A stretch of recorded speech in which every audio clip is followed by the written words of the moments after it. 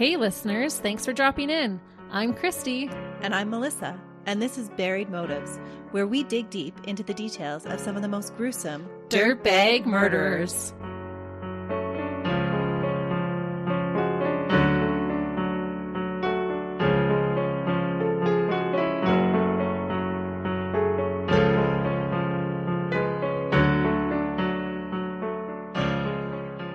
Hey listeners. Welcome back to Buried Motives.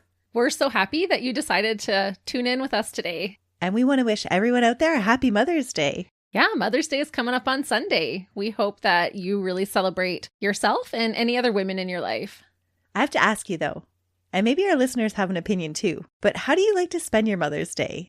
Is it better to spend your Mother's Day getting a day off where you don't have to do any motherly responsibilities, or do you prefer to spend it with your kids and still doing those motherly responsibilities? I personally prefer to do it with my kids without motherly responsibilities. Can't I have both? Come on. So meaning, especially when my kids were little, I wouldn't want to have to do bath time and, clean up and all that kind of stuff. I would rather want to be pampered, but still spending it with my family. Yeah, I think sometimes it would be so great just to be away. Well, that's what I did for my birthday this year, as you recall. Spent a night by myself and it was fabulous. Highly recommend. 10 out of 10. Until the evening when Melissa made dinner for me and my family. Yeah. And it was delicious. Pampering is a good way to spend your birthday or Mother's Day. Absolutely. Any day is a good day to be pampered. We just don't do it often enough. No. But I'm assuming you're bringing us a Mother's Day case. I am. With Mother's Day around the corner, I thought I'd bring us a case of a dirtbag mother. Oh no. Is this one going to break my heart? It might a little. We should put a disclaimer in that this one is going to talk about the death of 2 young children. Oh man. Those are always the hardest to talk about. They are. This one was particularly hard to research. There's a lot of video that I went through for this case. And whenever there's video, I find it so much more difficult. It just brings those victims so much more to life when you're watching them play around on home movies. Oh yeah. Unfortunately, we've talked about some really horrible mothers on Buried Motives, and today will be no exception. I think these ones are so disturbing because it's just hard to imagine, especially as mothers or even just as a parent, to fathom someone wanting to hurt their child. That's right, because a mother is supposed to love and protect her children. But instead, Elaine Campione's protection became entangled with jealousy and madness. Oh, man. Today, I'm going to start off with the worst of it. On the 4th of October, 2006, at 6:15 in the morning, Elaine called the emergency services, and in a really quiet and calm voice, she told the dispatcher that, quote, "My children are dead." The dispatcher asks her what happened, and Elaine answers, quote, "I don't know. I don't remember." Oh, no. I cannot imagine being that 911 operator and receiving a call like that. Oh. Yeah, I can't imagine. And then when the police arrived at the apartment, they were greeted at the door by Elaine. She's a pale, petite woman, and when police ask her if she has any children, she just replies, "Yes, they're dead in my bed." No way. Just so calm. Really calm. Was she having a psychotic break? Well, we're going to get into it, and I'm curious on what your opinion is of whether she had a psychotic break and she actually doesn't remember what happened, or she's using this as a ploy to cover up her heinous actions. Oh boy. When police enter the home, it becomes very clear Elaine is the sole survivor of something horrendous, and that she is also the murderer. Police are directed to the back bedroom where they find 2 little bodies under the covers of a neatly made bed. A 3-year-old little girl wearing a lavender nightgown and a 19-month-old wearing her pastel green Tinkerbell pajamas. Both were wearing a necklace and earrings with their hair neatly combed. Beside them lay a big stuffed bunny, and between them, wrapped around their hands that were clutched together, was a baby blue rosary. There were no signs of life in either of the children. Both of them were cold and clammy to the touch, and they had grayish blue skin. Oh my goodness. How horrific. And with them being cold, that means they've been there for a while before she called 911. Mm-hmm. There was an odor in the room, and there was a fan set on high to keep down the odor. So a long time, at least a day or 2. Yeah. Around the apartment, police found handwritten notes. One of them would read, quote, "Bury them with their favorite blanket and stuffed animals. Serena, Barney, yellow blanket. Sophia, Teddy, blanket, cat, and sheep. On their beds, clothes for the girls were neatly laid out, including dresses, white shoes, and a tiara and a storybook.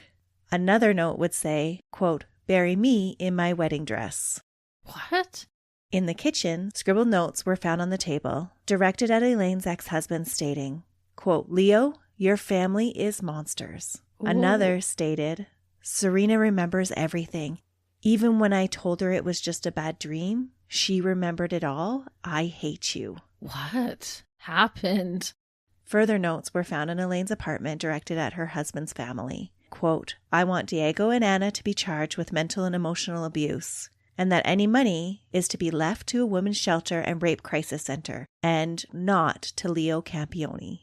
Another note read, quote, "My husband told me if I tried to leave, this would happen, and it did. I prayed to God that he would help my family." Along with all the notes that Elaine had left around the apartment, stacks of court papers showed legal aid certificates and upcoming court dates for children's custody hearings, as well as several bottles of prescription pills. I'm so intrigued as to what's happening here. And that's what the police would feel walking into this scene. They have no idea what's going on. Well, and it seems like with the notes that she was planning on killing herself, but obviously hadn't either.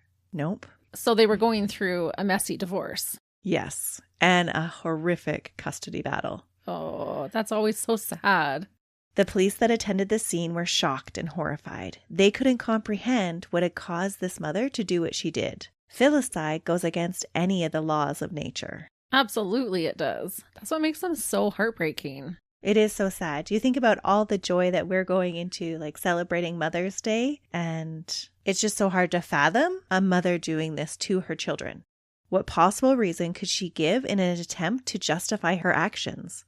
Is she a disturbed woman suffering with her own demons?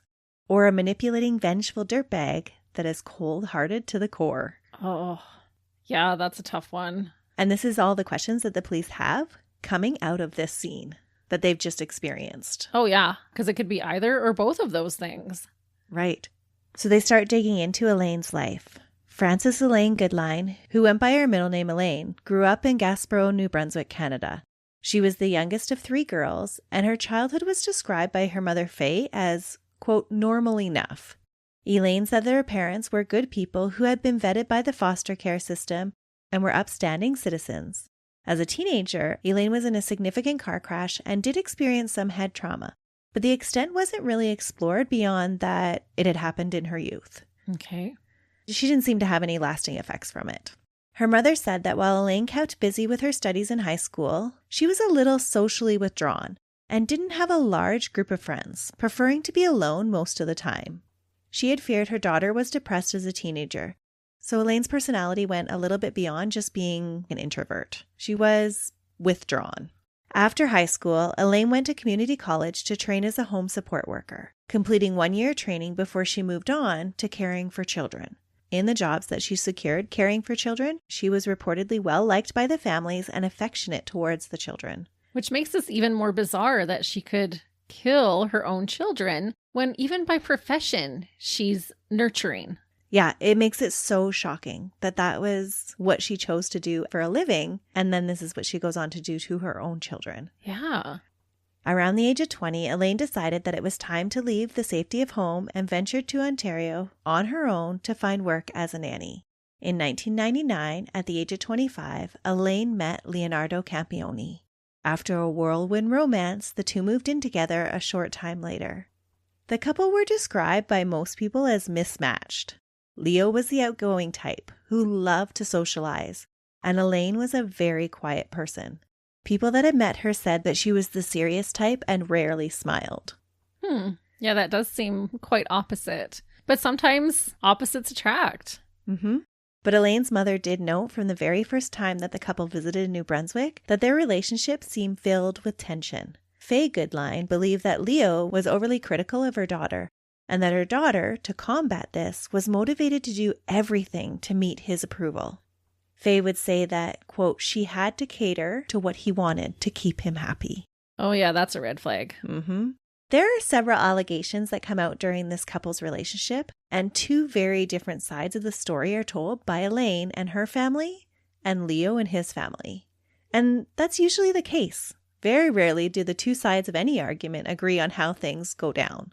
Oh yeah, usually the truth is somewhere in between. That's right. But these two different takes on what's happening in this couple's relationship can have a profound effect on what you believe Elaine's motives were for killing her children.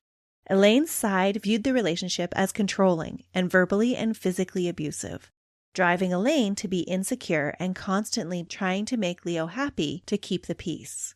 The constant stress of trying to keep Leo happy made her miserable and horribly self-conscious, always on edge and looking for the next attack or slight to her self-worth that she would then have to fend off. So she became very defensive. And if those things are true, you can see why. Absolutely.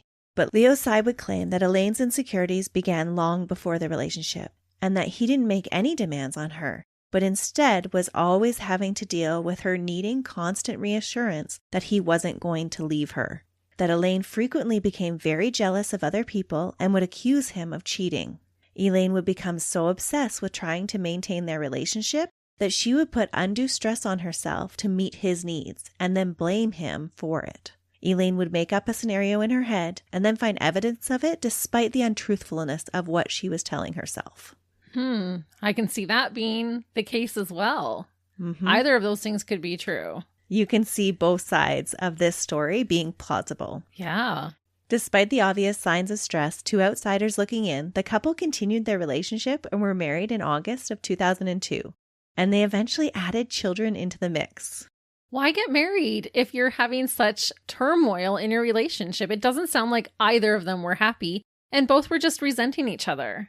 Why move forward? It does seem like that was a relationship, but it was like this love-hate relationship that they worked so hard to keep each other happy and they were so loving of the other one that it went to almost a controlling nature.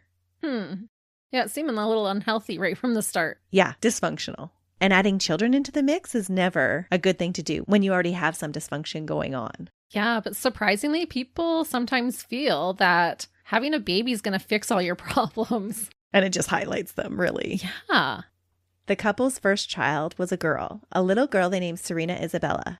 Sometimes, in some home videos, Elaine would actually call her Serena, and then another time she would call her Serena. The interrogating officer calls her Serena, and then Elaine will follow suit and call her Serena as well. So just for continuity, I'm going to continue to call her Serena, but it may have been Serena. Okay, but even Elaine herself went back and forth between the two names. She did. So Serena was born on August 8th, 2003, shortly after the couple were married. And another little girl, Sophia, joined the family in March of 2005. Both girls had their mom's petite features and frame and were blonde-haired and blue-eyed. They look like little fairies in their pictures. Aww. What is sad, though, is that behind their smiles, there is this haunting look that can be seen in their eyes. Eyes that held too many secrets and fears for their young ages. Eyes that would be closed much too soon by a person that was supposed to love them the most. Aww. You can see that stress on little kids. Yeah, and that's what it looks like in most of their pictures. They're just wary. And even their home videos, it's pretty heartbreaking to watch. They're up and playing around, and yet they're kind of standoffish and wary of what's going to happen next. You can tell they're on edge, which I'm assuming means abuse or witnessing abuse at least. I think it would indicate that, or just being unsure of somebody's reaction to them. Yeah. The tragedy in this case was brought on by what should have been a loving family relationship, but was anything but. Elaine and Leo's marriage was a rocky one. Throughout it, Elaine leaned on her parents for support, and a lot of support. During her honeymoon, she called her parents and racked up over $200 in collect call charges. What? Just on her honeymoon, needing reassurance and advice from her mom. On her honeymoon? I don't know about you, but I would think I'd have other things to do on my honeymoon than call my mom and dad. Right? $200 collect, that's a lot. You're doing it wrong, honey.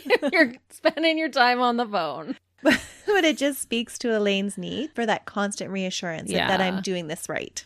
I'm just joking. It's just surprising, right? Because that's not a typical thing to happen. No, it's an unusual behavior. On later visits to her family's home after the marriage, Faye continued to see signs of controlling behavior from Leo. After the birth of Serena, Elaine and Leo made the 14-hour drive back to New Brunswick to show off their new addition. During the visit, Faye noticed even more disturbing behaviors. Elaine was very reserved in Leo's presence, and she noticed that her daughter seemed even more determined to do what her husband wanted, the way he wanted them. Faye viewed this behavior as being compelled by Leo's abusive nature. Leo would say that this behavior was the result of Elaine's paranoia that he was going to leave. Leo would state that Elaine was starting to make life very difficult for them with all of her accusations, and that she had actually taken to following him to work to make sure that he wasn't sneaking off to have affairs. Oh, wow. And if she's always needing this constant reassurance, maybe she's doing that with Leo as well. And so he's coming off as controlling because she's trying to do it just like him. But it doesn't seem like she's able to make these basic life decisions on her own almost. Yeah, it seemed like she did have a very needy personality. She needed constant reassurance from people. So then maybe that progressed into more of a controlling relationship. It just became the norm. Mm-hmm. It's hard to say which came first. Right. Whatever was behind the withdrawal, Elaine was suffering. She constantly looked tired, she was losing weight, and her acne had flared up because of all the stress that she was experiencing. What was supposed to be a beautiful time bonding with her new baby was overtaken by her stress, and she withdrew, becoming disengaged from her infant, according to her mom. So she wasn't bonding well with Serena. And it sounds like Leo's just getting frustrated rather than recognizing my wife is sick right now and needs some help. Mm-hmm. But it can be constantly draining having somebody that always needs reassurance and doesn't trust you. Absolutely. So I can see both sides of the story. Yeah.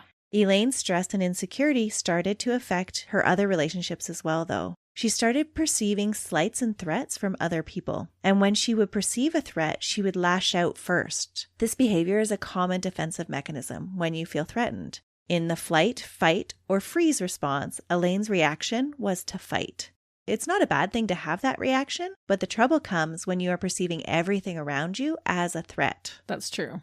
And that's a scary place to live. Elaine's supportive relationships now took on a threatening tone. While trying to help her daughter, Elaine took her mother's intentions the wrong way and cut off all ties with her parents for over a year in the spring of 2004. Oh my. Faye said that it was just a, quote, silly row, that Elaine had blew it out of perspective. For over a year, she didn't talk to her parents, except on Serena's first Easter, when she called them to berate them for the insult that they had sent Serena in the mail. They had only given the 1-year-old a $5 bill in her Easter card. She was upset that she only got $5. Yeah, after not speaking to her parents for almost over a year, that was her first interaction. That was what prompted her to call her parents and end that year-long silence. Instead of, thanks for thinking of my daughter, it's about the gesture. It's not the amount of money that you're sending her. Mm-hmm. But she took it as a slight. Yeah, and when someone is in that kind of a state, it's nearly impossible to have a healthy relationship with them because anything they're doing, even a kind gesture to send their granddaughter a card, they're getting backlash for. Mm-hmm. However, Elaine would go on to claim, though, that this period of estrangement from her parents was brought on by Leo's controlling ways. Ooh, which is a common thread when it comes to abusive partners. They want to segregate you from your family and friends. Yeah. I had such a hard time deciding between which side of the story to believe with this case. I'm really curious to what you think of the father's guilt and the mother's guilt in this one. I'm intrigued. Elaine had said that Leo was monitoring her calls and was not allowing her to call her parents. And so that's why she wasn't calling them. But I do find it a little unusual that if that were the case, would you use your only contact that you could establish with them to yell at them over a $5 insult and then hang up on them? Yeah, that's just what I was going to say. If you finally had the courage to call them, wouldn't it be more like a cry for help or I love you, I miss you, that kind of thing? Not like, hey, cheapos, why don't you send more than $5? Yeah, I thought it a little strange. And it makes Leo's side of the story sound a little bit more believable. Yeah, she's doing these things to discredit herself, I have to say. Mm-hmm. A few months after the birth of Sophia, the family relationship became volatile. On June 2nd, 2005, Elaine takes her 2 girls and checks into a women's shelter. Oh. According to intake documents from the shelter, Elaine claimed that Leo had been physically abusing her, but the tipping point had come when he struck Serena while she was sitting in her high chair. What? When Elaine checked into the shelter, she had bruises on her head, arms, and legs that could be consistent with a beating. And did Serena have any marks? I couldn't find any reports of the injuries on Serena. Oh, that changes things. At the shelter, Elaine claimed that Leo had shoved her and told her that he was going to tell everyone that she was a crazy and unfit mother, that he was going to try and take her girls away from her. She said that the abuse had been going on for some time, that he had kicked her in the stomach while pregnant, and that he had beaten her bloody in front of the girls.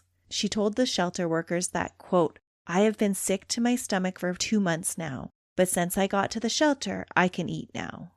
And how old was Serena? Was she old enough to say, like, Daddy hit me, or was she still pretty little at this time? She was like 2. Oh, so not old enough to be able to give an account. Yeah, she's not very old. Leo was arrested on the day of the altercation and was released on a $10,000 bail to return to court for the 4 counts of assault, 1 count of assault causing bodily harm, and 1 count of uttering threats for incidences between 2004 and 2005 involving his wife and his eldest daughter. So she pressed charges. These charges would later be stayed by the court, with the opportunity to reopen the case again if more evidence could be produced within 1 year, which it wasn't. So they didn't move forward because there was no evidence. They couldn't find enough evidence, it sounds like, Okay. to go forward with the case. But when she came into the women's shelter, they couldn't derive her markings as being from a beating? I think there was the claim made by Leo that she had been the instigator. Oh, she had attacked him. He never denied that there was an altercation. Okay. And we have seen stayed charges again and again in family abuse cases. And it's so sad when the abuser is let off time and time again because charges aren't pursued. Right. And people automatically want to assume that it is the husband, but sometimes it is the wife. So the lack of determination of Leo's guilt or innocence in the abuse allegations is a haunting aspect of this case because it raises so many questions about the motives. Yeah. But she did have marks when she went into the shelter. But just this one and only time. And he's saying she attacked him. From the court records, he had a plausible explanation for the marks. Okay. On June 13th, Elaine filed for divorce and called her mother for help. She and the girls returned to New Brunswick for 3 weeks, and Elaine petitioned for sole custody and for the right to stay in New Brunswick. During the stay, Faye noticed even more disturbing things about her daughter's behavior. Elaine engaged with the girls very little and spent most of her time on the phone speaking to people in Ontario about Leo. She spoke to his boss, a friend who had been a groomsman in their wedding, and she seemed more preoccupied with Leo than with taking care of the girls. Oh, she's just worried about turning him into a villain and making sure everybody knows rather than just moving on with her girls. Yep, not even just turning him into a villain, but she was tracking his whereabouts. A bit of an obsession, maybe? A little bit. When courts declined the latter part of Elaine's petition to stay in New Brunswick, saying that she had to return to Ontario, Elaine made plans to return back home. Originally, she was going to return to the couple's home, but she stated she was too fearful to do so, and she begged her mom to accompany her back to Ontario. Her mom, of course, agreed to help out, because that's what moms are supposed to do, to care for their children, whether they're adults or not. Faye said that she was worried about Elaine and the girls, too. Yeah, you never stop being a mom. No. When they returned to Ontario, the 4 settled into a women's shelter because Elaine was too fearful to go back to the family home. At the shelter, Elaine had difficulty fitting in with other women. She thought herself above the other women there. After a brief period of time, the 4 moved to the 4th floor of a subsidized apartment in Coulter Street apartment buildings in the north end of Barrie, Ontario, just behind the Bayfield Mall. The apartment was operated by the Barrie Municipal Nonprofit Housing Corporation, which provides geared to income or full market rate units. The divorce between Leo and Elaine was a relatively simple one. Besides the matrimonial home in Bradford and a very expensive engagement ring, the assets weren't really fought over. The children were another matter. And it's so sad when they fight over the children. And it seems like the children's interests were really lost in this custody battle. It sounds like it. And it's not your usual custody battle either, because one is saying there's all this abuse and the other one is saying they're not stable enough. That's right. Because of the assault allegations, Leo isn't actually allowed to see his children. It would be over a year until July 2006 when he would be able to see them again. and at that time, he had to start supervised visits. During the custody battle, Leo attacks Elaine's mental health and parenting skills. He tells the court that he has concerns about his daughter's safety because of Elaine's mental health. And his concerns aren't unfounded because cracks in Elaine's psyche are beginning to show, and others besides Leo are starting to pick up on it. Even her mom. Now that she's spending more time with her, she's noticing even more things. Well, and there's obvious validity to his statements because now we're here talking about her and what she actually did do. So he was warranted in his concerns. I'm not saying he wasn't abusive, but maybe both is true. I really think that this is a case of both. Faye described her daughter during this time as very disengaged from the children, too preoccupied with the custody battle and the threat that it presented, which I think is ironic given that her main fear is having her girls taken away from her. But the actual girls themselves play a very small role in her concern. It's almost like she's just using them as a weapon, which is a total dirtbag thing for anybody to do. Or it seems even more like their possession than anything else. Yeah. The need to possess them might have been an expression of her motherly love, but I think there are several things that Elaine does that point to the opposite of this. Oh. Elaine had first said that she didn't feel safe returning to her home because of the abuse. But as time went on, she began to believe that there was a conspiracy being formed against her to take her children away. She believes that her husband and his parents, Anna and Diego, were working with the mafia and becomes paranoid about her movements being tracked. The mafia. Mm-hmm. Okay, this is a woman unhinged. There is obvious mental health concerns taking place here. And her downward spiral is documented very clearly. Yeah. So I think even, and I don't know, but this makes me believe that possibly some of the things she's accusing Leo of could have been exaggerated because everyone's a villain to her and she's a victim at everyone's hand. Absolutely. Elaine begins to experience very intense delusions of people following her and trying to take her girls away. She refuses to park near any black cars and starts to really control what her young girls are and aren't allowed to do. She stops her kids from touching anything red because it's symbolic of blood. What? Mm-hmm. Her mom would later testify that she became alarmed with Elaine's erratic conduct and obsessive-compulsive tics. And remember, her girls are at this time are 2.5 and 6 months. Yeah, they're just babies. As people around her started to recognize that Elaine was struggling with her mental health, they started to seek outside sources of support. And Elaine views this as fulfilling her belief that people are trying to take her daughters away from her. It's kind of like a self-fulfilling prophecy. She starts again to view her mom as the enemy. At one point, after Elaine sought treatment, her mom takes care of the kids, which seems like a logical solution. She had been staying with them since the shelter. She was a loving grandparent. She knows their routine, and the girls can stay in their own home. It makes sense that she would be the one to take care of them while Elaine couldn't. And they're comfortable with grandma. They know her. Mm-hmm. Unfortunately, when Elaine was released, her mom's help with taking care of the kids was not viewed as help by Elaine. It became a part of her delusion, and she began to believe that her mom was conspiring with the children's aid to take her children away from her. And a rift took place again between Elaine and her mom, with Elaine no longer trusting her mom. Oh no. So now this support that is in there is going to be forcefully kicked out. Mm-hmm.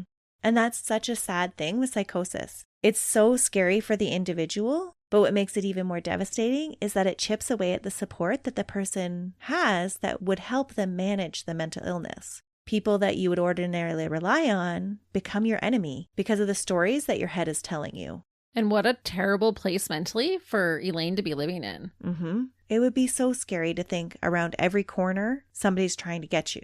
Yeah, or your children. Mm-hmm. She's just living in this delusional state, it sounds like. Yeah. As she builds the stories in her head about people wanting to take her children away from her, they become more elaborate and even more scary to her. She goes through several lawyers for the custody battle because she comes to believe that her lawyers are secretly working for Leo. She even goes as far to drive to one of the lawyers' houses to spy on him. And in total, she would go through 4 lawyers during her custody battle because she thinks they're all conspiring against her. Okay, this is becoming more one-sided, I feel like. Mm-hmm. In October 2005, Elaine's paranoia escalated. She showed up at Leo's parents' home and was ranting and raving about someone or something coming to take the girls away and that they needed to take them from her. She ran from room to room in their house, talking about aliens and how they were coming to get them. What? Leo's dad, Diego, would later testify that Serena and Sophia looked unkempt and malnourished. So she went to Leo's parents, not even her own. Mm-hmm. Because at this time, she thinks that her mom is working against her. Right. But with the threat of aliens, that pushed her enough to go to Leo's parents. Mm-hmm. The experience for Leo's parents was deeply alarming because Elaine barely made any sense as she spoke to them that day. Elaine was admitted to the Royal Victoria Psychiatric Ward for a 7-day observation. Finally. According to her intake forms, Elaine was admitted for treatment because she believed that she might harm herself or the children. Leo's parents kept her girls temporarily. But now Leo's parents become a part of the crowd that is trying to take her children away. Elaine has already started to villainize them in the whole custody battle, but this takes it to a whole new level. At some point, Elaine tells her sister that she will never let anyone have her girls. During this whole time, Leo had been kept from parenting his girls because of the abuse allegations. But his concerns about his daughters continue, and he continues to push the custody battle forward. So even though he can't see them, he's fighting, throwing more stress onto the situation that was evolving rapidly for Elaine's mental health. During the year that he has not been legally allowed to visit his children, Leo had been undergoing all the programs that he was asked to attend by Elaine and by the courts. He is living with his parents in Woodbridge, about 30 minutes from the apartment where Elaine and the 2 girls live. Every Tuesday night, he attended meetings for managing his drinking and his anger. The meeting supervisor said Leo showed no signs of being an alcoholic and that during counseling, he abstained from alcohol completely. To the counselor's knowledge, he wasn't drinking. Right. But he's obviously, if you've seen him regularly, it's not a drinking problem per se. Right. Leo's counseling sessions had focused primarily on managing his emotions, particularly his frustrations with the displays of Elaine's jealousy. Makes sense. Mm-hmm. Doesn't justify, but makes sense. Yeah. Right. At least he's addressing the problem, admitting like, hey, I have a problem with anger when it comes to this. Right. In April, Elaine was hospitalized again, this time for what I believe was thought to be a suicide attempt. Sometimes the timelines of the documented hospitalizations, the child and family service documents, and Elaine's journal entries get a little confusing to follow and don't always match up perfectly. But I believe in April, Elaine was hospitalized for a suicide attempt. In a journal for her daughters, Elaine wrote, quote, "The police put Mummy in the hospital for 72 hours. You were in foster care. Mummy kept getting a headache, so she took 8 to 9 pills, called Daddy, and he called the ambulance. Mummy had to stay in the hospital for 2 weeks, and you stayed with Nano and Nano." Grandma and Grandpa. That's right. There are so many things to dig into about this journal entry. What kind of keepsake is that for a 1 and 3-year-old? Even when they're adults, is that something that you would write about to your kids? Yeah. Is it to them, though, or is she just getting that out in her journal? This is a journal written for her daughters, like addressed to her daughters. Okay. It's not just her musings on paper. It's specifically for her daughters. The journal's good because it does provide insights into Elaine's thought processes. In one journal entry, she is very introspective about her relationship with Leo. And despite how she slams his character every time when she has an audience, her private musings are a little bit more telling. In one journal entry, she writes, quote, "Daddy hit me. Daddy drank a lot, but he was in a lot of heart pain because I closed my heart from him. Because he used to give me lots of love, so much Mummy couldn't handle it. It scared me. I felt like I knew that he was going to go away from me, so I tried to protect myself from the pain." Wow. That is very insightful. But she's not protecting her kids from the pain. Like normally, you want to keep that kind of stuff from your children, not write a book to them about it. Mm-hmm. But it is a very telling statement about her insecurities. And you can see how Elaine has a need to act first before anything can hurt her. Yeah. I'm sensing you're going to hurt me. I'm going to hurt you first.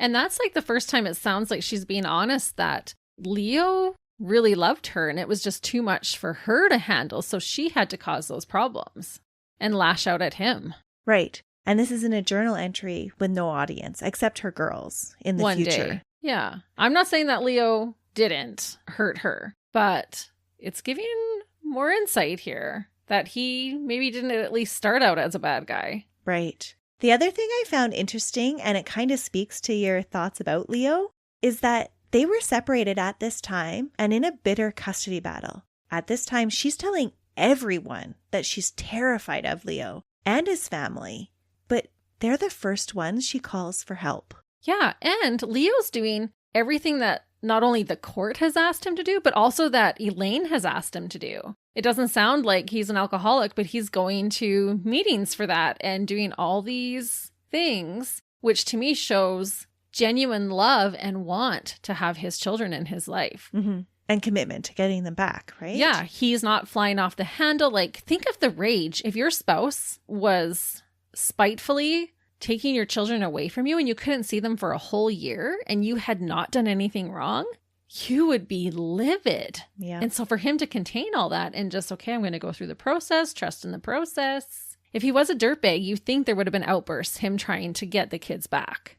Right. And a lot of people think that it was because of his persistence in this custody battle. Like, he didn't just give up and he didn't just accept that Elaine was going to have custody of the kids, that's what kept pushing her mental health over the edge.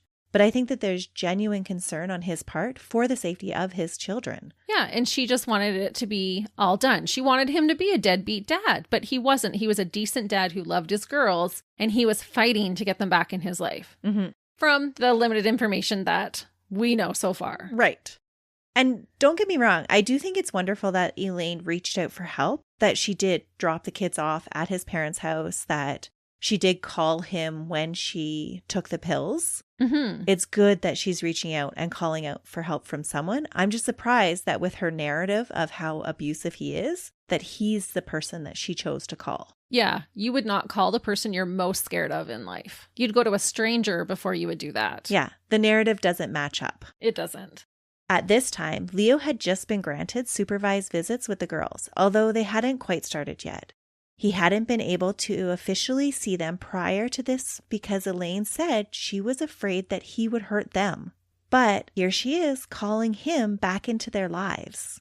And there would be several other instances where she tried to stay in contact with Leo and even tried to have a relationship with him again.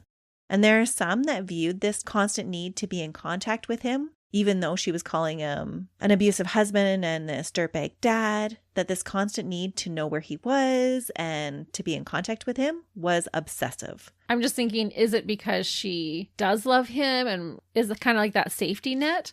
Or is it when you are so terrified, you want to know exactly where they are so that you can feel safe knowing that they're not about to get you? Oh, that's a good point. I never thought of it that way. Most people would say, though, that they viewed this as her being obsessed with Leo. Okay. After this hospitalization, Elaine's possessiveness and need to control the girls increased. During one of the supervised visits, Leo took a picture of himself with his girls. And when Elaine found out, she was irate because she felt that even images of her children belonged only to her. Once she had calmed down, she does agree to allow him to take some pictures of the girls, but only with strict guidelines that the girls can't have any pictures of him in her house. She's not thinking of the girls here. No. And she's forgetting this is their father. Yeah, they are going to have a relationship with him. Yeah, he has just as much right to them as she does. Mm-hmm. In her home, she kept any photos of Leo in a photo album in a closet and would only occasionally let Serena take it out and look at the photos of her father. The photo album was only ever allowed to be in the girls' playroom and never anywhere else in the house. The girls learned to follow this rule. In July 2006, Elaine once again shows up in Woodbridge at Leo's parents' home and tells them she is not coping and asks them to watch the kids while she checks herself into a hospital again. And I do think that this must have taken a lot of strength on her part to seek out help from people that her delusions were telling her to fear. At this point, I believe she is trying to look out for what is best for her children. There are many times in this case where I have wondered, why wasn't a more stable living arrangement found for these girls? I understand the importance of nurturing and protecting the child's parent relationship, but it seems so bizarre to me that this relationship is allowed to continue without supervision for so long. Mm-hmm. With one parent being accused of abuse and only having supervised visitation rights, and the other parent in and out of psychiatric treatment, A stable environment seems to be the best option for these two little girls. Yeah. And Elaine herself is showing that Leo's parents are a stable environment because now this is twice she's gone to them for help. Yep. And it makes me wonder if it was the girls' ages that made people a little bit more relaxed on not finding them another place to live. If they thought that, oh, they're just young, they won't really recognize what's going on. Yeah, as long as their physical needs are being met, then we don't have to worry, that kind of thing. Yeah. Yeah, maybe. But that's just not the case. It's not. We know, even going through these cases, that so much happens developmentally by the age of 3 that will affect a person their whole entire life. Absolutely. Luckily, though, social services did become more involved during this hospitalization.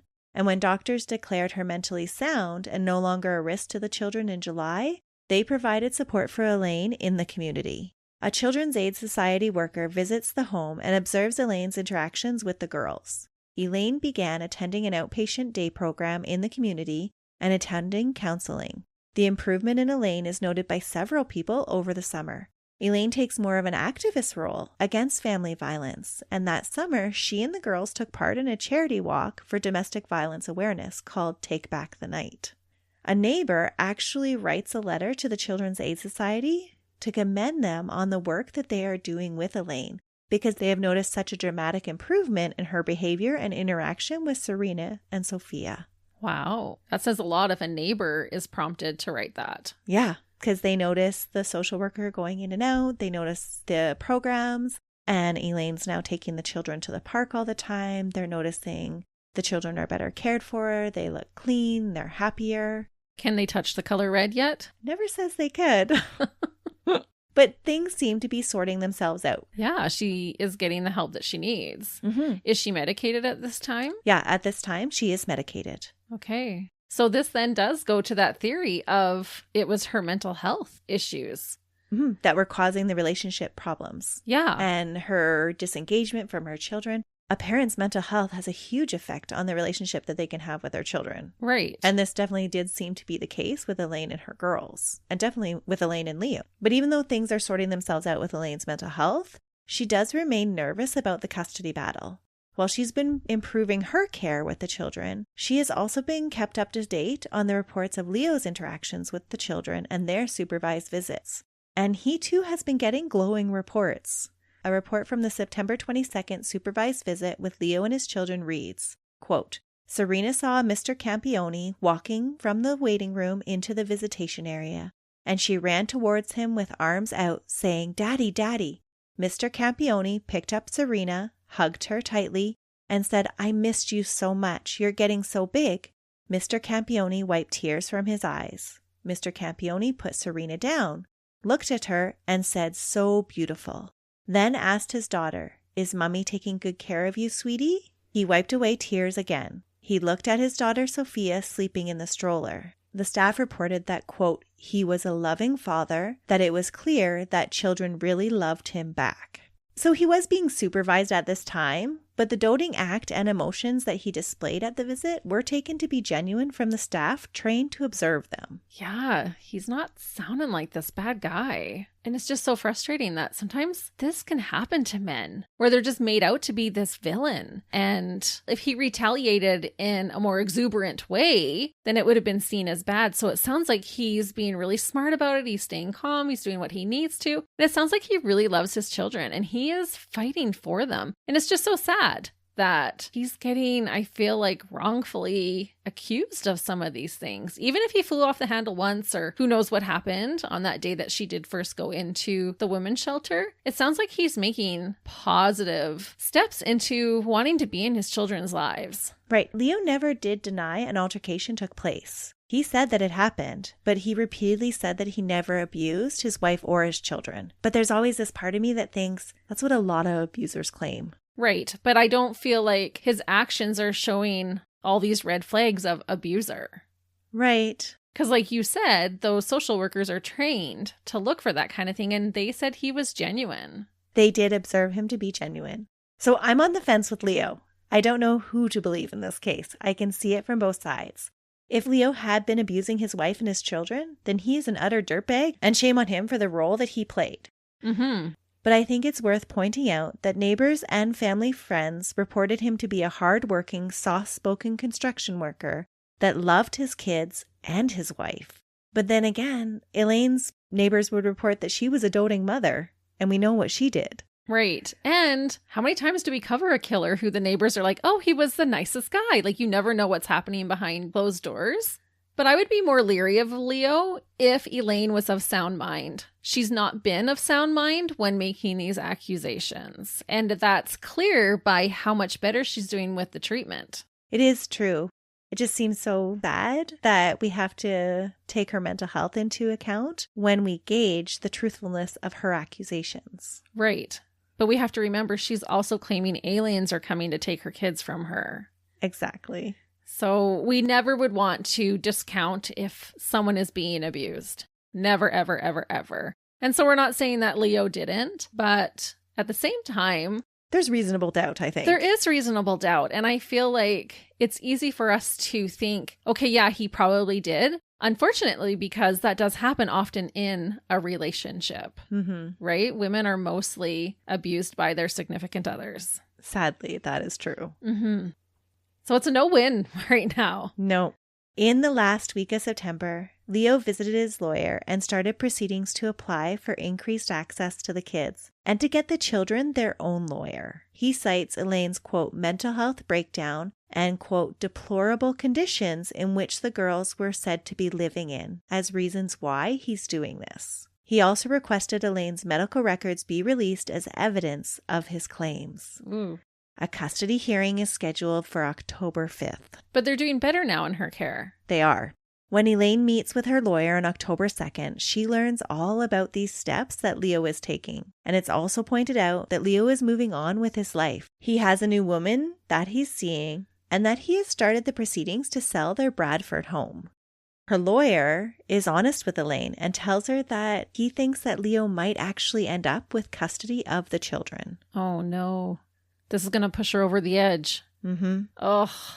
It's so sad that you can see it so clearly in retrospect. Because she's going to think, oh, I have to save them from him. Oh, no. On the way home, Elaine complains to her friend that had driven her to the appointment that she feels that Leo and his family are using her mental illness against her to get custody of the girls.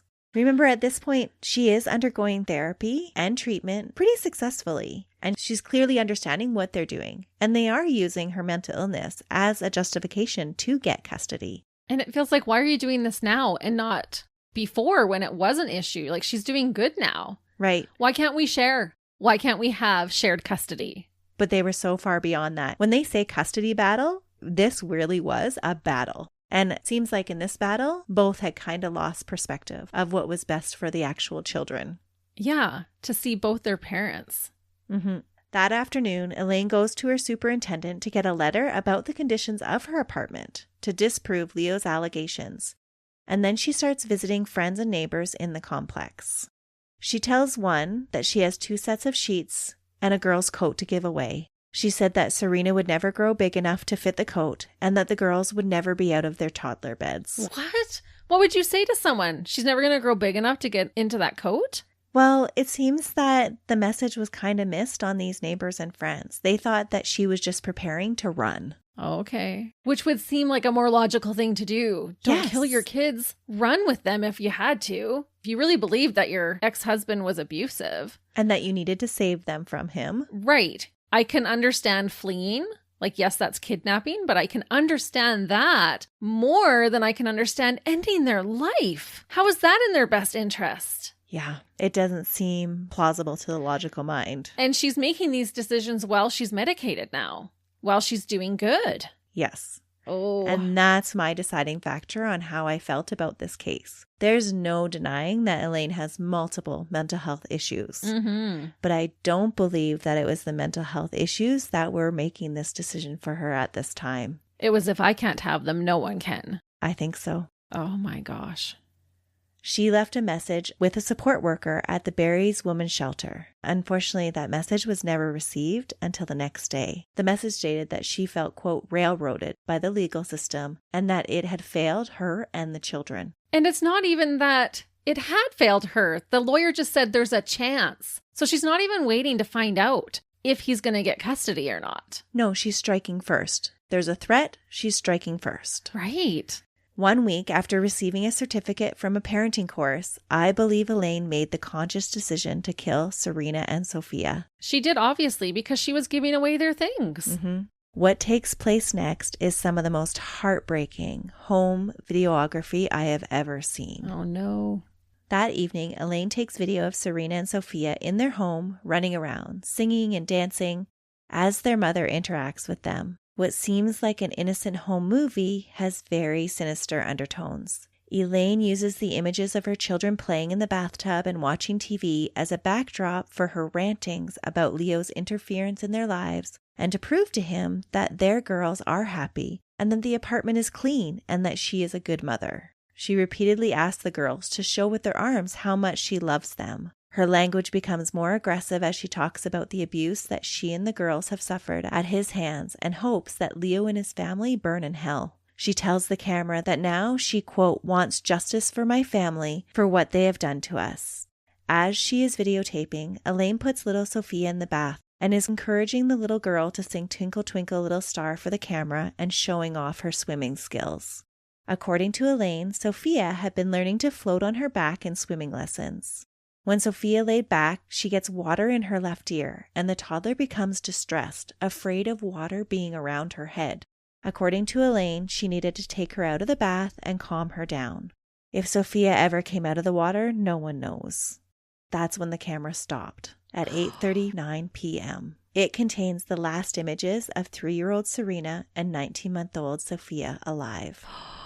Elaine would later claim that the next moment she remembers was calling the police almost 2 days later. But she remembered to shut off the video. If she really was in a psychotic break, she wouldn't have shut off the video. Yeah, I think there's lots of things that point to her guilt and her awareness of the situation. During her interrogation, Elaine reveals memories of that day. And this is another case where the interrogating officer did an awesome job putting Elaine at ease to get her to talk. Despite meeting with a lawyer and being told not to answer any questions, Elaine goes on to answer many of the officer's questions. She even repeatedly tells the officer that she's supposed to say no, but then keeps talking. The officer does a great job of redirecting the questions anytime Elaine feels threatened or starts to say she doesn't remember something. He focuses on a tiny little detail to get her talking again, and the next thing you know, she's talking about what she said she just couldn't talk about, or what she said she just couldn't remember. Wow. There really is an art to interrogation.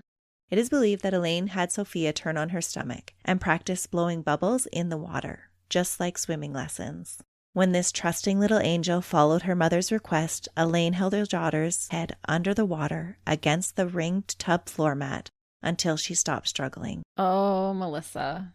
Then she took her limp little body from the bath and laid her on the bathroom floor, covered her with a towel, and said that she believed that she was just really tired after her bath, so she was very quiet afterwards. And is Serena in the tub when this is happening? No. They weren't bathing together. They weren't. Originally she says, I don't remember anything. But as people start to ask her specific questions, she does actually remember. So it's not like she blacked it out. She uses I don't remember to avoid the guilt and the interrogation. Huh. Which is kind of a level of cunningness. Mm-hmm. As Sophia laid on the mat, Elaine moved on to her 3-year-old Serena, who was in the living room at the time. During a psychiatrist assessment later, Elaine said that Serena had to be chased through the apartment because she, quote, did not want to take a bath. Oh, no. Yeah, and I hope that this is just one of those rebellious ways of a 3-year-old. And it really wasn't Serena sensing something sinister and running for her life. Yeah, what if she heard what was happening? Because even little Sophia would have been putting up a struggle. Mm-hmm. Could you imagine the fear? I have to think about it the other way because the thought of her last moments being filled with terror, running from her own mother, are just too heartbreaking. Yeah, let's hope that that's not what it was. Because how horrific. It's your mommy. Mm-hmm. And you're running for your life. Even if she doesn't understand what's happened to Sophia, she knows it's bad. Yeah. Elaine caught Serena and put her into the bathtub, presumably playing the same bubble blowing game, and pushed her head under the water against the bath mat. Elaine then dressed her girls in their favorite pajamas and jewelry and placed them in her bed, surrounded by their stuffies. Each of the girls' hair was brushed and arranged to hide the bruising from the floor mat of the tub. And to do it twice even. Could you imagine? No. She drowned one girl and then she spent time chasing the other one to do the exact same thing. Yeah. Not at any point thinking, what did I do? I can't do this. The video recording turns back on at 9:27. Elaine is sitting on the couch facing the camera directly, all by herself. This video is all about Leo and how he has caused everything. Because of his actions, she is ultimately left with absolutely no choice. That if he hadn't had treated her so badly, if he hadn't pursued access to her children, if he had just backed off, then her kids would still be alive. Instead, she's just entrusted them to God because she couldn't entrust them to him. She says that she's scared. She's scared of his family. And she says that at least the girls and I will be together. She says that she was a great mom and that she claims she had no other option, that she had been forced to do what she did because Leo refused to tell the truth. Elaine looks into the camera and says, quote, "There, are you happy? Everything's gone. God's taking care of them now. There is no way I could have them with you." The camera cuts out. I'm almost speechless. There, are you happy now? It seems like she just used them as a way to get revenge and to hurt him. It's so true. It sounds so vengeful. Her rant was all about you can't have them. Yeah. Mm-hmm. And she's saying, oh, I had no choice.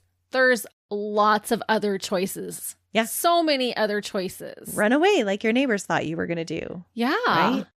She tells Leo in this video message, quote, "Now you deal with it. You deal with it for the rest of your life. I hate you. I truly, truly hate you. You can take your engagement ring and you can shove it where the sun don't shine because it's cursed. I am not mentally ill. I don't care what people say. Nobody would listen, and now people are probably saying, how could she have done this?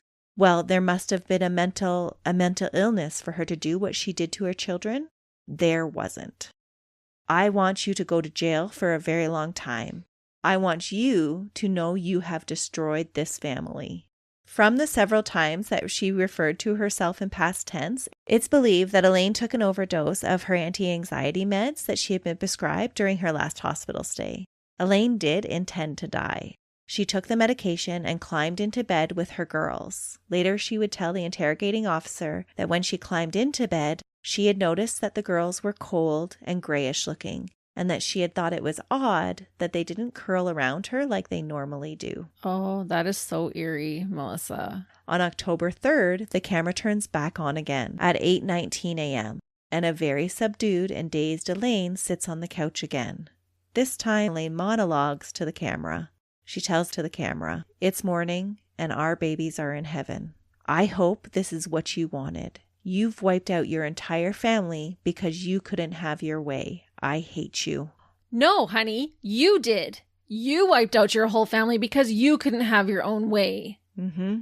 Okay, that makes me livid. How dare you, ma'am? It's almost like she's projecting her own guilt on to Leo and saying everything that she's guilty of, that now he's guilty of. Yeah, she should have been looking in the mirror. Mm-hmm. Elaine talked about wanting to take my babies to a safe haven, and about God being the only one to protect her and the girls, saying they're protected by God, thank God. At 6:15 the next morning, October 4th, Elaine placed the call to the police. After spending another full day with her dead children in the house, with only a fan blowing on the bodies to keep the smell down. Even what would that do to you, to be in the house with them for that period of time? Mm-hmm. Honestly, I have a burning in my belly listening to this. It seems like such a selfish rant. Well, that's what's making it so much worse. It's already so horrific. But then you're going to make videos like that and try to act all high and mighty and blame this on him? The kids hadn't even been living with him for how long? They were not being currently abused by him. But she feared that he would get custody of them again. And so she believed that this was her way of protecting them. Well, and she's even referring to them as my children, not our children. She's viewing them as possessions, her little objects. Mm-hmm. There's only one time that she refers to them as our children. All the rest of the time, they're hers, they're hers, they're hers. Her whole world just revolves around her. mental illness or not. She's even saying in there that she's not mentally ill, but she obviously is, but that is not an excuse. She was of sound mind. She was being treated when this happened. She chose to be the worst kind of dirtbag ever. And I think it's very clear from her statements that this murder was more about revenge. Yeah. When she calls out and says, "There, are you happy? I hope that's what you wanted." Yeah, that's being catty. Mm-hmm. How do you do that? And then you're trying to like rub salt into the wound that you know you just slashed into your ex-husband's heart. I think for her it is all about possession. It's been a while since I've been this riled during a case. It's just so sad. Those poor little innocent babies. Police arrested Elaine and, after having her checked out at the hospital, proceeded to question her. Now, did they say she had taken a bunch of drugs? Obviously not enough to kill herself. Yeah, they believe that she did take drugs. Just from her video from the next morning, she does look very dazed and kind of out of it and subdued, like she has been drugged. So it is believed that she did try to end her life, because that's why she referred to herself in past tense during her second video. Right, but when she woke up, she didn't take more pills. She called the police and chose to live. After 24 hours. So Yeah. she had enough medication in the house to try a second attempt, and she never did. No, and there's other ways to do it if you didn't have that medication. I'm not saying she should have. Not at all. But I am questioning, was she really trying to kill herself, or did she take just enough to pass out and not have to deal with it? Because when she woke up, she did not finish the job. That's a good point, Christy. I didn't think about that, but that is a good point. I'm talking out of emotion right now, too. Yeah. Because this is the first time I've heard all of this. Melissa's been researching it for a while, but I'm just flabbergasted. And I'm so angry that she did this. And then what foul behavior afterwards? Watching the interrogation would make you even angrier. Oh, Because her behavior during it is so confusing to me. At one point, she appears in complete emotional distress, and the next point, she's just calmly sipping coffee and talking matter-of-factly. And the performance is not a progression. It switches back and forth rapidly. She stares the interviewer down, rarely breaking eye contact, and appears completely unfazed by any of these questions that she's being asked. She oscillates between appearing like she understands everything that's happening, to the next moment looking completely forlorn and dumbfounded. so is she totally unhinged, or is she just putting on an act? To me, it looks more like an act, because it's during the times that she's asked directly about the children's death that she seems completely lucid and knows enough to not say anything. It's those times that she says, "Oh, I can't talk anymore about this." And then when they're not directly questioning her, then she's more than happy to share her story of being the victim. So it's to what suits her in that moment. Absolutely. But there's other moments in the interrogation that have me questioning, is she actually sane? Because there's one point during the interview, she is asked where she thinks her children are. And she guesses with their dad. What? Yeah. But then she confirms to the officer that she's fully aware that she's just been charged for murder. And then she starts to cry. Yeah, things aren't adding up. It is a very emotionally conflicting interview to watch. Yeah, I'm questioning how much of that is she in control of? Like, is she trying to manipulate the situation so that they think, oh, she's not sane and she can use that as a defense? When you watch the moments where she switches to calmly sipping coffee again and saying, "No, I can't answer that. I've been told not to answer that," it does seem like whatever happened previous to that is totally an act. Ooh, which just makes her that much more evil if that's true. Mm-hmm. But then again, the opposite could be true. If she really is suffering with a severe mental illness and is not lucid about what's happening, then that's just super sad. For everybody involved. Elaine Campione was charged with 2 counts of first-degree murder, and her trial began in September of 2010. At trial, her defense was that she was not criminally responsible for her acts by reason of mental disorder, because she was suffering from a psychotic disorder that rendered her incapable of making rational choices or knowing that her acts were morally wrong. The defense theory was that the killings were, from her perspective, an altruistic act driven by her psychotic delusions. She believed that the only way to save her children from harm at the hands of her estranged husband and his family was to send them to heaven, where they could be safe in God's hands. The Crown's theory was that the killings were an act of vengeance directed against her estranged husband and family, and carried out in the midst of a bitter custody battle in which Elaine risked losing the children because her husband was maneuvering to have the state of her mental health revealed in court. The prosecution suggested that Elaine remained in love with Leo and had longed for reconciliation, Only when the hope dimmed by Leo beginning a new relationship and sending along papers to sell the matrimonial home and playing hardball on the custody did Elaine realize that it was all over and was driven to punish Leo with the only thing she had access to, the children. The Crown and the defense both called expert witnesses to testify of Elaine's mental health. Both experts agreed that Elaine had a mental health disorder at the time of the offense. They both termed it psychosis not otherwise specified, together with major depressive disorder, post-traumatic stress disorder, symptoms of anxiety, and personality disorder with borderline and dependent traits. The personality disorder explained Elaine's difficulties with impulse control. Both also agreed that Elaine was capable of appreciating the nature and the quality of her acts and that she knew they were legally wrong. But where these two sides differed was on whether she understood or had the capacity to understand that her acts were morally wrong. So through a lot of medical and legal jargon combined, the question that needed to be answered was Elaine incapable of understanding that her subjective belief was out of step with normal society morals? And was she making a rational choice?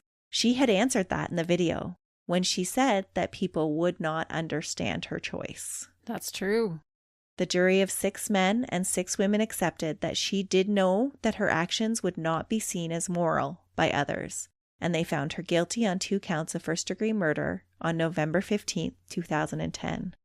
And just to show that it's not only us who are conflicted over Leo's involvement in this case, Justice Alfred Stong, before allowing Leo's victim impact statement to be read in court, made some very harsh statements towards him. Oh. He said, quote, "It is more than disconcerting to think that if Mrs. Campione had not been so abused, so used and discarded as a person, her 2 daughters could still be alive." Clearly putting the blame squarely on Leo, just as Elaine had said. And this was the presiding judge of the case? It was only after making that statement would the judge allow Leo's victim impact statement and that of his parents to be read to the court during the sentencing. Because Leo didn't attend the proceedings, saying that he couldn't bear the emotional pain. So he sent in a statement to be read. Right. I don't know. That's feels like a low blow. This is, regardless of any of that, this is a man whose children have been murdered. Mm-hmm. And you're going to take that moment when he's reading his victim impact statement to deliver such a low blow. And there's no proof of the abuse. There's no police reports of being called for disturbances. There's no convictions. There's nothing to prove that he was being abusive. He went a whole year without even seeing his children. They were allegations, it's true. Just seems like a badly timed thing to say. I think it speaks to how strongly the justice felt that Elaine was abused. Yeah, so maybe she was. Mm-hmm. Because we're just looking at this as a third party kind of looking in. That's right. But it doesn't negate what she did. And he is still a victim in this. Mm-hmm. Because I don't think he's a dirtbag dad. He doesn't appear to be. So during his victim impact statement, once it's finally allowed to be read, Leo wrote, quote, "Serena and Sophia were my life, and they still are. I miss the times that I'd come home from work and they'd run to the door with their hands up saying, 'Daddy, Daddy.' I'd pick them up and they'd always give me strength." He said some people may see the victory in the jury's decision, but his family still lives every day with the loss. Quote, "I'll be haunted forever in ways I can't describe." He also mentions in his victim impact statement the frustration that he and his family feel against the Children's Aid Society of Simcoe County and its role in the last few months of Serena and Sophia's lives. Yeah, because they viewed Leo as the villain and allowed the children to stay with a woman who was mentally unstable. Right, but in those last months when they had become involved, they were helping her become stable. Yeah. Or at least they thought that.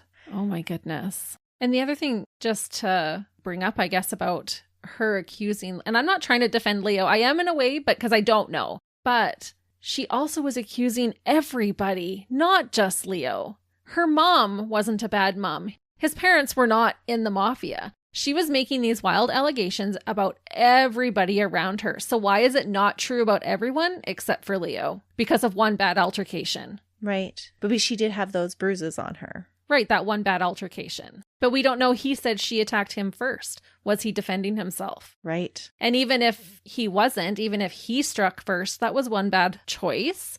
not to negate that. But that one moment you're going to kill your children over years later? Yeah. If she was abused, it definitely doesn't justify her killing her children. I'm just having a hard time believing that he was. But if she was abused, then it gives us a little bit more insight. Mm-hmm. You can kind of understand why she felt that threat. Yeah, but to that point, no, there's no way you can justify what she did. It feels more vengeful to me. I think it does too. And it'll be interesting to see what listeners think. If they think it was vengeance or if they think she really was acting out of a loving, protective stance.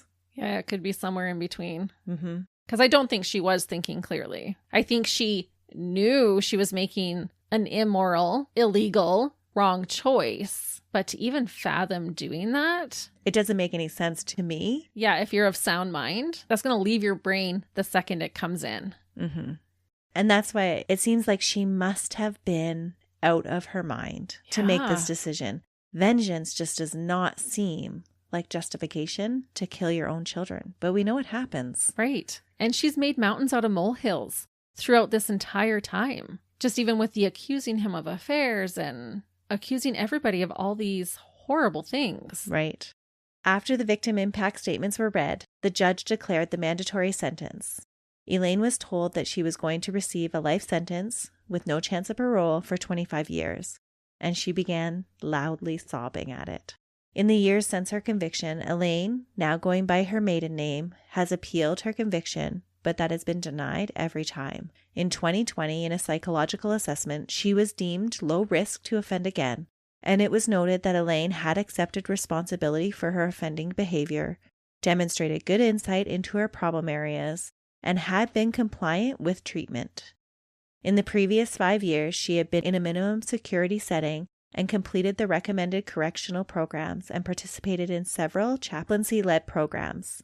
Despite some responsibility issues, she has completed a college diploma in business and is upgrading her education in order to enroll in a university-level course. Because of her assessment, she has been granted escorted temporary absences from prison to attend weekly church services, courses for anger and emotional management, and a recovery program. And in 2022, these leaves were extended again, and she continues today with her rehabilitation. Wow. Well, I hope she's getting the help that she needs. They think that she's a low risk to reoffend. Yeah, because she has no more children. That is sadly true. I just have a really hard time wrapping my head around it. It seems like an unforgivable sin. And she only got 1 life sentence, not 2? Yeah. Even that seems unjust. Yeah. And that is the tragic case of Elaine Campione, the dirtbag mother that became so wrapped up in her jealousies and delusions that she felt it was necessary to cut short the lives of her 2 sweet daughters to get back at their father. That was terrible. Good job covering it, but that was a terrible case.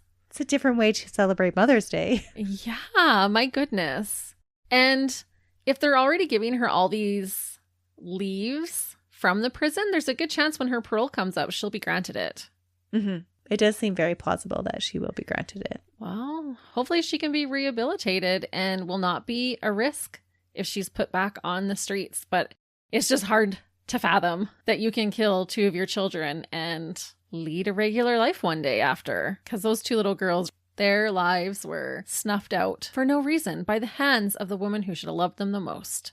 Mm-hmm. And it does make you just want to go hug your babies at home, doesn't it? Yeah, honestly. And we hope that's what you guys will do. Go hug your mom, go hug your sister, go hug your babies. Be kind to each other. And we do hope that all of you who will be celebrating have a wonderful Mother's Day. And we'll be back again with you next week. But until then, see ya. Bye.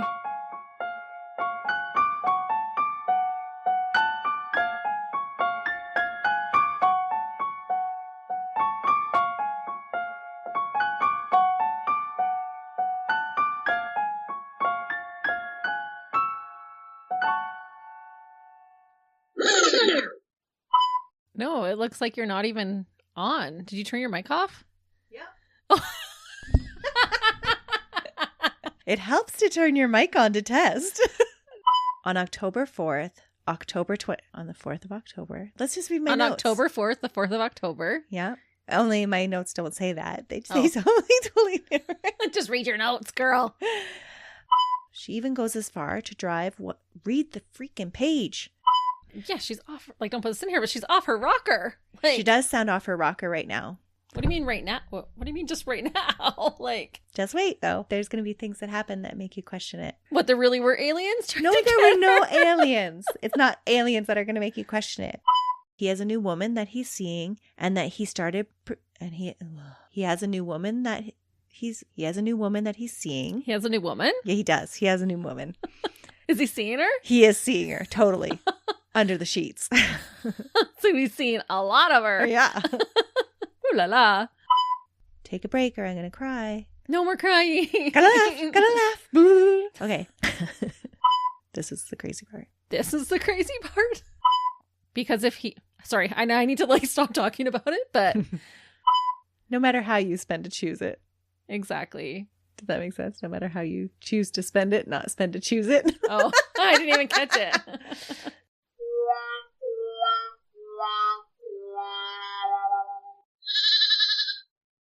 Another Sound Off Media Company podcast.